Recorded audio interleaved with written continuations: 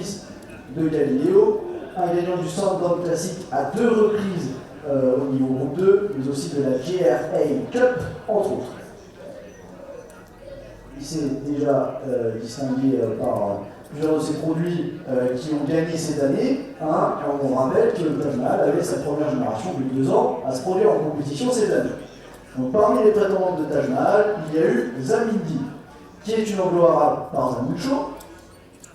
Zamindi avait gagné à 3 reprises, notamment le prix Caroline de Fraissinet lors de la journée du ministère sur l'hippodrome de Tarbes-la-Lumière.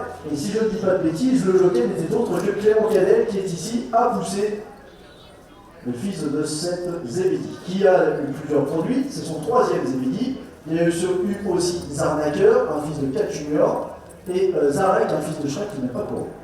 C'est la même souche dont on a parlé ce matin, une souche bien évidemment chère à Mathieu Mazounave, puisque c'est celle de Terrus. Terrus, qui est un ancien vainqueur du prix du ministère de l'Agriculture à 12,5%, et qui est ensuite devenu étalon et qui est parti officier dans des contrées assez lointaines vers l'Asie. C'est la souche de Carmilla du sort de Terrus, par Carmilla Zéland, qui avait gagné à 3 ans et s'est déplacé du prix d'essai à 37,5% et aussi du Grand Prix des Pouliches à 37,5%.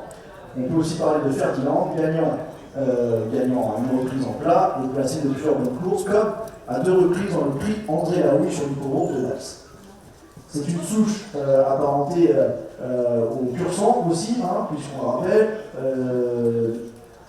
un peu plus bas dans le pédigré. Ce qui nous a permis d'arriver dans le doigt arabe, c'est le croisement d'un père pur sang avec une jument, d'un père pur sang arabe avec une jument pur sang anglais, Tidjani et Sauvageon,